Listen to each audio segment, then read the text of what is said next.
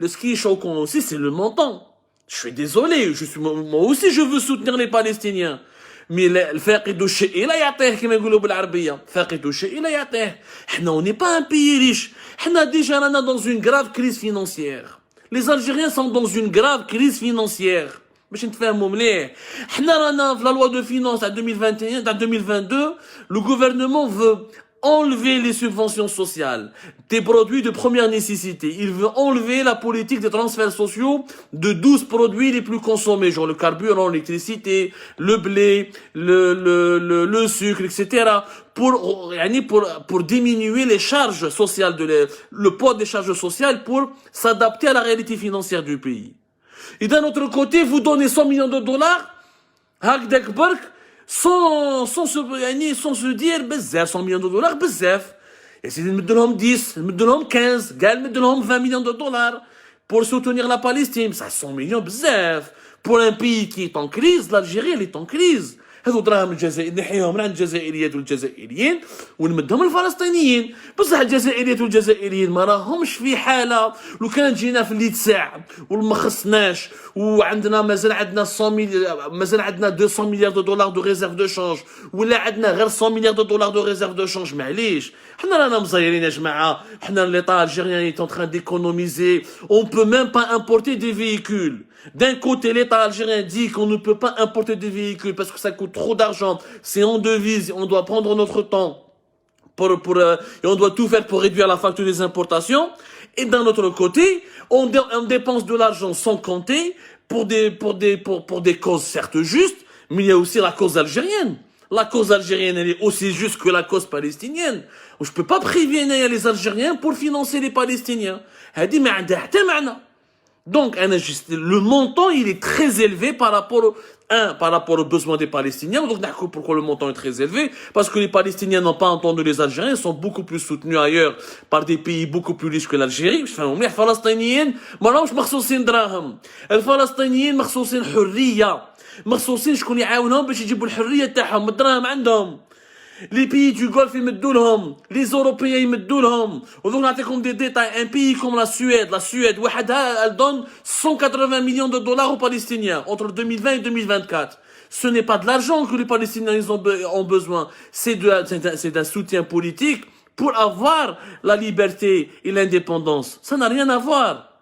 Donc le montant il est exagéré et la manière avec laquelle cet argent a été remis en forme de chèque, de manière comme ça spectaculaire, sous les caméras, sans consulter personne, sans demander l'avis de personne. On utilise l'argent public comme شحيحة.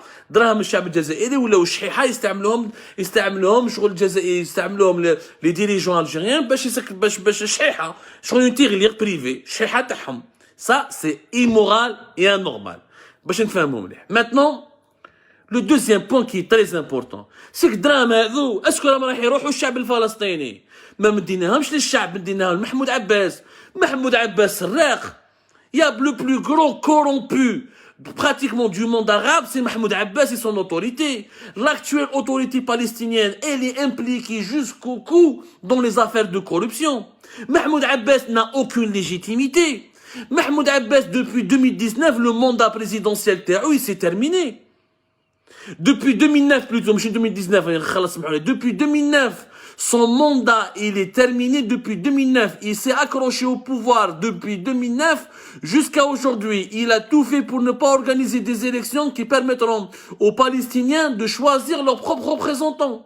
Mahmoud Abbas, il est contesté. Mahmoud Abbas, en juillet 2021, il y a eu des manifestations monstrueuses dans toutes les villes palestiniennes de la Palestine occupée, de Ramallah en passant par Beit Lahm. Ils sont sortis pour dénoncer les dérives autoritaires de monsieur Mahmoud Abbas, de ses dirigeants, et pour réclamer son départ. N'oublions pas que Mahmoud Abbas, il est tellement corrompu, on a comme un panorama des grosses affaires de corruption dans laquelle il est impliqué Mahmoud Abbas.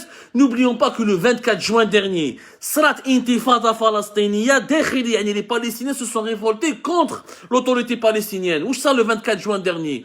Il y a eu le militant des droits de l'homme, le lanceur d'alerte, le Palestinien Nizar Bennet. Nizar Bennet, قتلوه.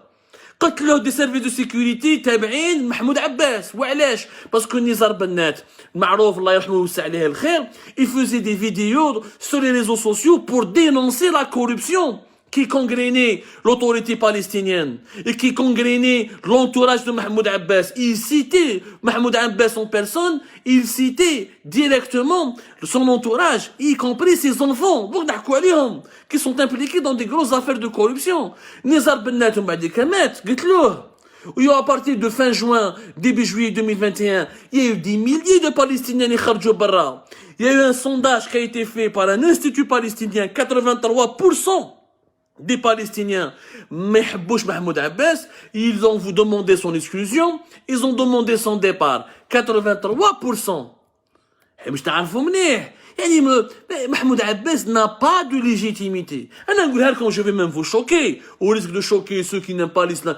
الحماس حركة حماس الشرعية تاعها أكثر من شرعية حركة محمود عباس والفتح والجماعة تاعو تاع رام الله. ما عندهم aucune légitimité.